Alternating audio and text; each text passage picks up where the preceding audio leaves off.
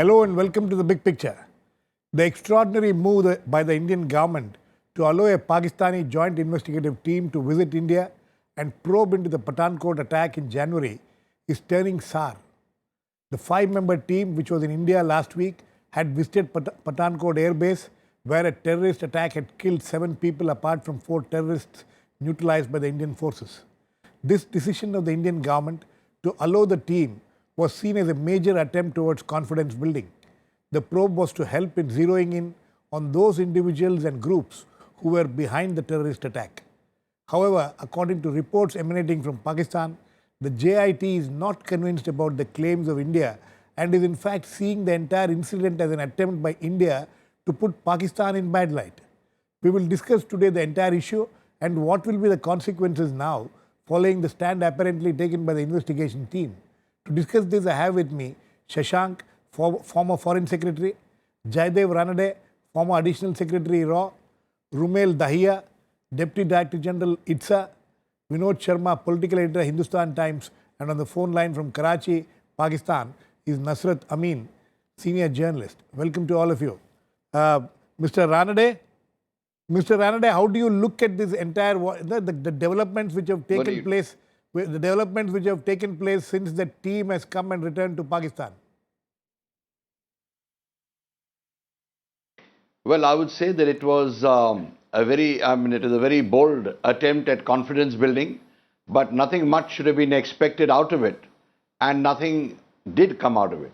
In fact, the Pakistan JIT, which was here, even before they went back, they said that there is nothing, no evidence at all to point to Pakistan's involvement in this attack on the Pakistan airbase, Pathankot airbase.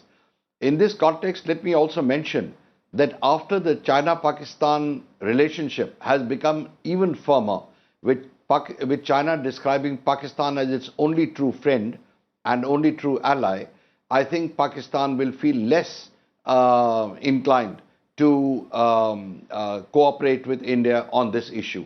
In fact, I expect that they would be more emboldened, in fact, to adopt a tougher line. Okay. Mr. Shashank, you think, in hindsight, you think getting the team over here itself was not such a good idea? Well, it's a complex issue.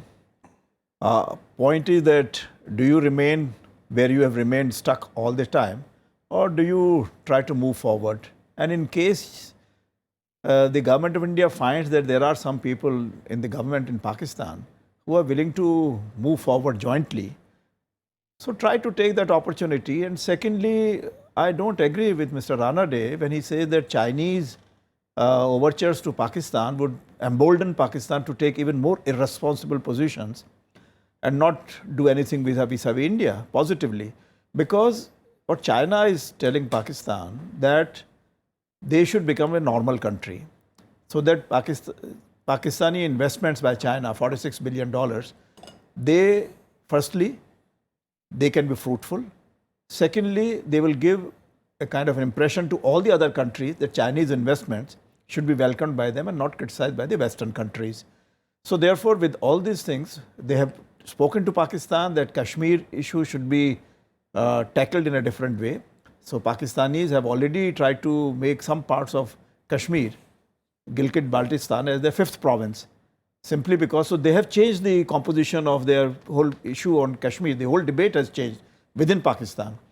Similarly, in Balochistan, etc., where there is an insurgency going on, of course, they are moving about 10,000 troops into Balochistan, but at the same time, it would be very difficult for China to support all these kind of things as steps which are being taken. Yes. That Pakistan, if it makes a statement that they want to have a joint effort with India to bring about peace in the region, in not only vis-a-vis India, Pakistan, but also in Afghanistan and else areas, India had to take the lead. India just could not say that, no, we will not accept this proposal. Okay. So, Mr. Dahiya, you also agree with that India had no other option when such an overture was made that our team would like to come and have a look at what is happening, that India had no other option but to allow them to come? Well, I don't think it's a question of options. But the cost-benefit analysis suggested that although the hopes were not very high, of any breakthrough or Pakistan making any positive move. But I think it was a calculated decision to portray that India was serious about tackling all issues with Pakistan and that India wanted Pakistan to take this terrorism issues seriously. Prime Minister's kind of unscheduled or briefly scheduled visit to Lahore, to Rawalpindi, was also part of the same process of confidence-building measures that India has been trying to, bring in.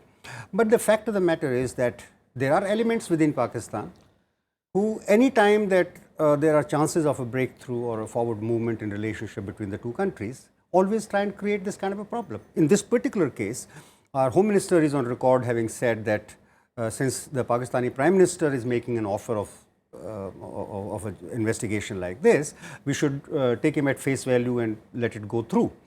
Mirwais Farooq made such a fine statement about it, and he criticized those who try to create problems, complications between the relations between the two countries.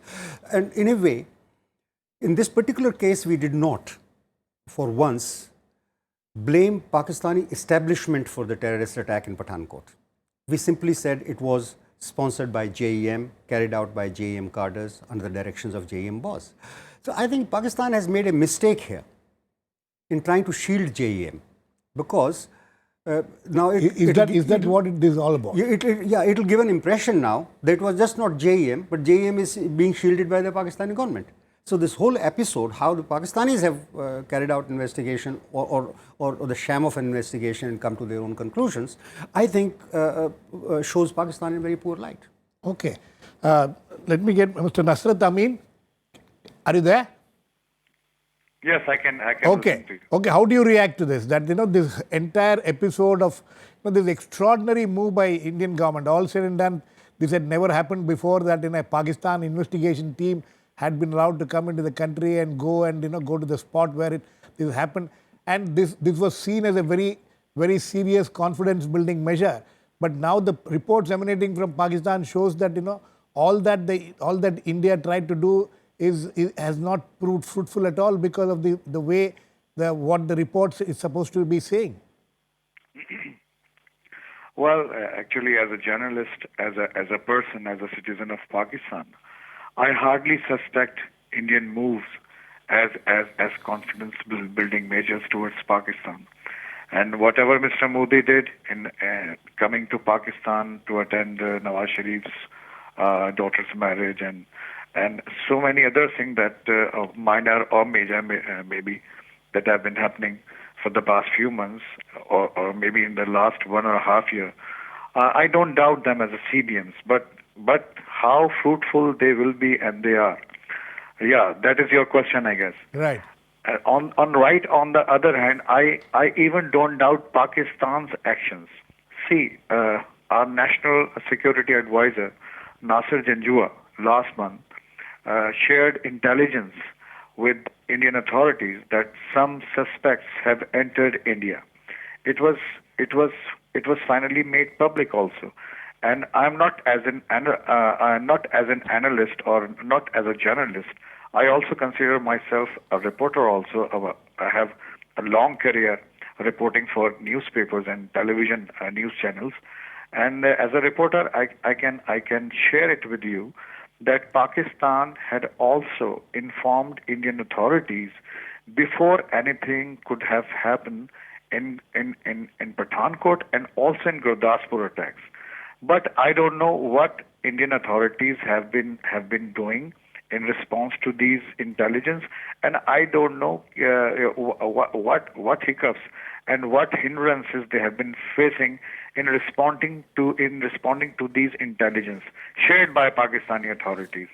And earlier, even people like me were unaware of Pakistan efforts of sharing intelligence. But after the revelation that Pakistan had shared not only the recent entrance of suspects into India, but also in case of Pathankot and Gurdaspur as well. So I think this is something unprecedented that is being done on part of Pakistani government, Pakistan establishment, and yes, of course, I guess whatever has happened in Balochistan, and the guy who has been arrested has been interrogated in under Pakistan authorities. I guess it might create problem as far as the CBMs are concerned between the two countries. Okay. Vinod, are we back to square one? First of all, I think that whatever I say would be predicated on the fact that a report of this nature has indeed been filed by the JIT to the government of Pakistan, because we haven't heard officially yet from the government of India or the government of Pakistan, and whatever has gotten published till now is source-based.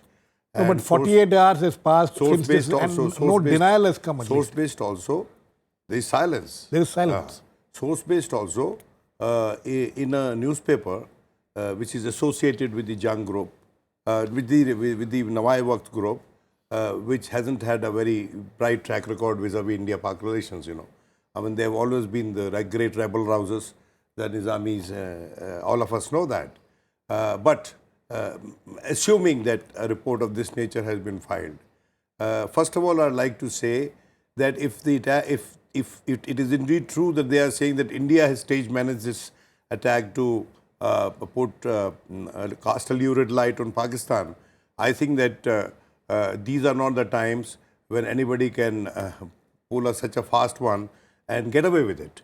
You know, the international community knows as to what exactly is happening, and it is not exactly a bilateral issue between India and Pakistan. It's after all a terrorist attack, and any kind of terrorism is a world concern today, especially if it emanates from Pakistan or from Afghanistan. Point number two, Mr. Ranade made a point, but I'd like to, while agreeing with him, make it differently. You see, the Chinese move in blocking the listing of Azhar Masood in the United Nations has to be read in a context, according to me. And the context is as follows. Remember that when Musharraf sent forces into the Lal Masjid, the provocation was the abduction of Chinese engineers. And he perhaps had an assessment that he'll be able to carry conviction for that action with even the elements which are, you know, extreme right wing. Please listen to me carefully. Yeah. Extreme right wing. But it blew back on his face. And there were attempts, two or three attempts on him, in which some army personnel was also involved. Now, what you are seeing today is that the Chinese are creating assets in the Pakistan-occupied Kashmir. And there is a presence of the troops. No, but Vinod, how is that related to this?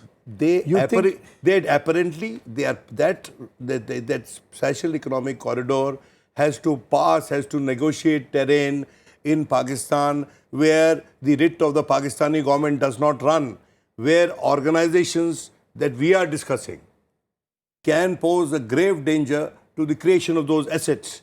And perhaps, for the time being, China is in agreement with Pakistan, and Pakistan is in agreement with China that they will not rub these people beyond a point, the wrong way, as per their assessment. So they are buying peace with these elements. So you think that this entire investigation, yes, I'll come to you, this entire investigation team is aimed at covering up for these organizations? No, is that what you're trying to say? What I'm saying is that it is not for covering up for them. It is actually exonerating them that they were not involved. Please understand. You see, recently, Mumtaz Qadri was hanged. Mumtaz Qadri was based out of the Punjab. Mumtaz Qadri, after his hanging, is a hero in Pakistan. The place where he's been buried has become a pilgrimage. Okay. And please understand. And the attack on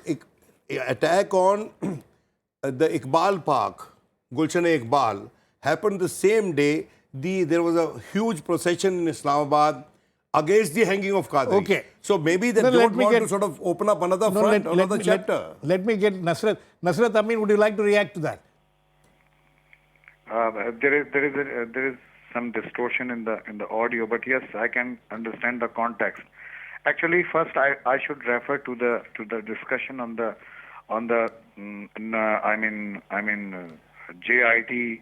Yes. News regarding the JIT and one of the members telling some news agency that that the entire Pathankot incident was a drama. Yes. Here I must clarify this. I have a newsprint in my hand, and it is referred to some Pakistan Today kind of Right. news agency online service, and I have my own interpretation that even if I believe in this news item, even if I believe that some member of the JIT that had recently visited their Indian counterparts regarding the Pathankot incident has actually revealed something to any reporter.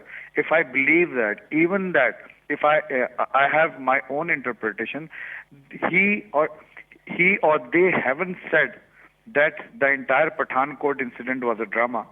If you read out the lines, it exactly says that the killing of all the suspects, the killing of all the terrorists in the incidents creates suspicion. If you go through the lines, what interpretation I have out of this whole news item is not what we have been, or the Indian channels have been discussing since yesterday. I was also part of discussion at another Indian channel the other day, referring to the same news item, which I think is not correctly misunderstood. Which is not correctly understood. Okay, but you know, I also have a report. I also have the report with me, which I'm just quoting. I'm just reading out a line from that. It says that the source quoted the report, adding that this finding has made it clear. This finding means that actually the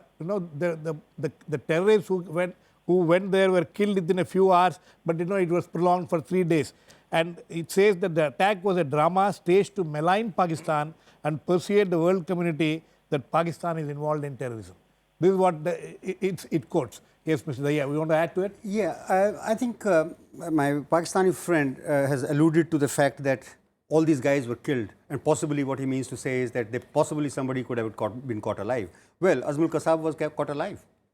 And during the trial, one of the prosecution witnesses, who was Headmaster Mudassar Lakhvi, under whom Kasab was supposed to have, he educated to whatever level he was, made a statement that Kasab is alive, despite the fact that he was hanged in India and everybody knew about it. And that became a subject which permitted Lakhvi to be given bail subsequently. Now, and then secondly, in Udhampur attack, a terrorist was caught alive, and he confessed to everybody that he spoke to his mother. Those telephone numbers were also available. So whether these guys were killed or kept alive is really not relevant. It doesn't make a difference at all. Okay. Mr. Ranade, in the light of what everybody has been saying, at least what my panelists here in the studio are saying, you know, then if that was the case, if we knew that this is what it is going to lead up to, then why make this move to allow Pakistan team to come to India, knowing fully well that this is what's going to be the outcome? Well, it could have been an attempt at getting some diplomatic advantage. I heard the conversation slightly earlier also about saying that if there is an opening in Pakistan, India would like to avail of it. Certainly. But we've been doing that for a number of years, and I think it's like grasping straws, basically, because there is no tangible evidence that we are going to move ahead. And I think what Mr. Vinod Sharma, he put it very well. What he didn't add, maybe because it goes into a larger framework, is that the Chinese are also helping Pakistan bend the borders with us through this China-Pakistan economic corridor and the integration of Gilgit-Baltistan. So that's one point. But I think more importantly, there is little to show that either the terrorist networks have been clamped down in Pakistan, or that some of the leading politicians in Pakistan have severed their links with the terrorist groups there. So I think we have a long haul ahead, and I don't think we should look for either China or Pakistan to really play ball on this. China will be very careful. It will tread very carefully, and I think you're already aware that they're raising a division strength army of their own, what they call a private army, for deployment in the CPEC, because they don't trust the Pakistani abilities. So that's the situation we see in front of us. And I think, we have to be very careful and not be taken for a ride. Okay, Mr. Shashank, was it a diplomatic move, which essentially what this was? And you think that now, when you look back at this, when you look and what is happening now, what may happen in future, in the course of time after this report is made official, if it is made official, you think India has scored any brownie points? Well, it's not a tactical or a diplomatic from that point of view. If you are trying to say that it's a diplomacy means tactical moves only. For a long time, we have tried to convince Pakistan that India does not have any claims either on Pakistani territory or on making Pakistan unstable. In fact, we would like, and every time we have done everything out of our way to make sure that Pakistan remains stable, Pakistan democracy is strengthened, and if Pakistani leadership comes under some kind of threats from the terrorists, we try to see that that stability persists and those terrorists don't succeed.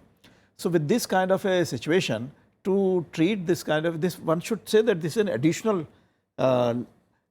possibility, additional opening that we thought that yes, we should build on every possible thing which is there, at the same time being careful and knowing that there is no Supreme Court. When we are dealing with India and Pakistan, we have to work on a long-term basis to make sure that Pakistani public opinion, including the army, ISI, everyone together, ultimately moves in a direction which will be good for them and which also will be good for the region. And this is what we have been saying all along, asking for SAARC to be more practical, to go for the anti-terrorism kind of cooperation, to go for the free trade area agreement, etc., more connectivity, etc., etc. So these are not for tactical advantages. This is really, India has been very genuine on these matters. So therefore, our political parties also have to take that into account. But you think the response also has been genuine? No, we have to make sure, because we know that Pakistanis are having a lot of difficulties within their own setup. We are mindful of that, but we can't help them. So you're saying that we have to give them that scope? No, we can't give them a scope. I'm sorry. We just have to keep on trying from our point of view. Our point of view. Okay. Vinod, it is said that... Girish, may I leave since you had said that? Okay, Mr. Ranade. Thank you. Thanks for joining us. Vinod, the point is this. When we knew that this could be the outcome, because we had a discussion on this issue. I'm sure a lot of discussions have taken place when this team came to India or was about to come to India, and all these possibilities were discussed. That we cannot trust, what will happen, what will be the outcome. There were a lot of doubts about it, and the fact that an ISI member was part of the team. So even now the question being raised is why did we expect somebody who could have been the people behind the attack to come and give a clean sheet? This is all balderdash, if I may use the word. I'm sorry. I hear this being parroted on every single channel. In our country, and Mr. Shashank will bear me out, our RNAW chief, and I wish Mr. Ranade was there, and their ISI chief have met in third countries during Vajpayee's time, during Manmohan Singh's time. What is the big deal? You see, if they are the people who are doing it, if they are the people who have created this asset, they call it an asset, we call it a devil for us, they are the people who are going to be involved, you see. And in every investigation of this nature, the investigating team was led by a regular policeman.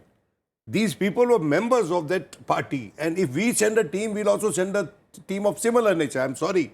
That as if for them RAW is untouchable and for us ISI is untouchable.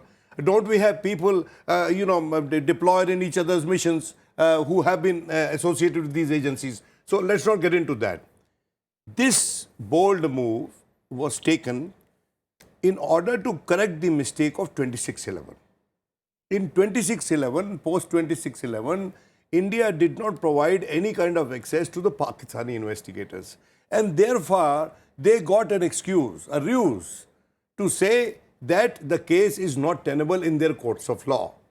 Now, from the Indian standpoint, the JIT was brought in, was welcomed in order not to give them the same excuse again, and that they took this investigation to a logical conclusion.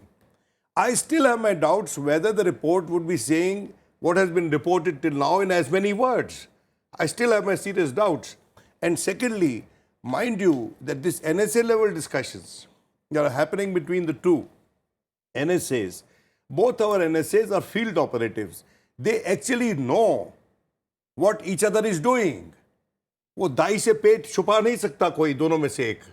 तो हम ये देखते हैं कि when the JIT report comes is on the table, India is formally informed whether the next round of NSA level talks happens or not, and whether the recent leaks, whichever leaks that everybody is talking about, and which have pointed out certain discrepancies on the part of the account keeping or the money keeping on the part of the Prime Minister of Pakistan, whether that was also one of the factors. You see, whenever there is pressure within, Musharraf was very bold until 2007, when he rubbed the judiciary the wrong way and he had the lawyers on the streets. What I am saying is, what I am saying is, in short, my point is, first, we should be doubly cautious until the JIT is officially disclosed, or India hears formally from the government of Pakistan. And B, that if JIT actually says that, then India will have to interact more rigorously with the international community, and together with the Pakistanis, that listen, for you to suggest that we have orchestrated an attack on our own airbase is nothing short of being outlandish. You know? Mr. Nusrat, Amin, very quickly, you think that, you know, the Pakistan government will be aware of the consequences of saying what this report is supposed to be saying? Yeah, I guess instead of relying so much upon these kind of news and trusting so much the sources that we are doing right now, I guess we have to wait for the official submission and of the JIT report to the government of Pakistan and their response. I feel, this is my gut feeling, like so many unprecedented things have happened during the last few months. This is my gut feeling that something again, once again, can happen that would not only surprise the Indians but also some Pakistanis as well. Okay, Mr. Dahiya, very quick last words to you. Do you agree with that? You know, do you think that it's worth waiting for? You think that these reports could be completely something which, you know, we need not be so worried about? Yeah, I think without an official confirmation of what the JIT has submitted to the government of Pakistan and what exactly they have said. But the silence in the last 2 days, don't you think it's I do not think that the silence really means that the government agrees with it. It doesn't really mean anything. Also, if there is some kind of a mischief being played, then the government has the authority to correct that mischief before the report comes out. I think we should wait for the report to come out. Although notwithstanding the fact, the point that Mr. Sharma was making was about the investigations in Mumbai, for example, that we did not permit them full access. This time we permitted them access and access to the air base itself, which no other country in a situation like India, Pakistan would ever permit. But the fact of the matter is that if you read the statement of Mohammad Azhar Chaudhry, who was the special prosecutor for the Mumbai attacks in Pakistan, he said very clearly that in our own investigation has provided evidence which is much more stronger than what Indian investigation team has done.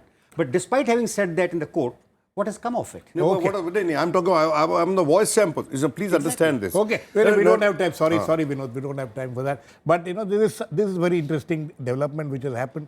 We'll certainly have to wait and watch. But you know, what has come out is a little concerning. But we'll wait and watch, as all my panelists say, that let's wait for the final report to come and then see where it goes. Thanks to all my guests.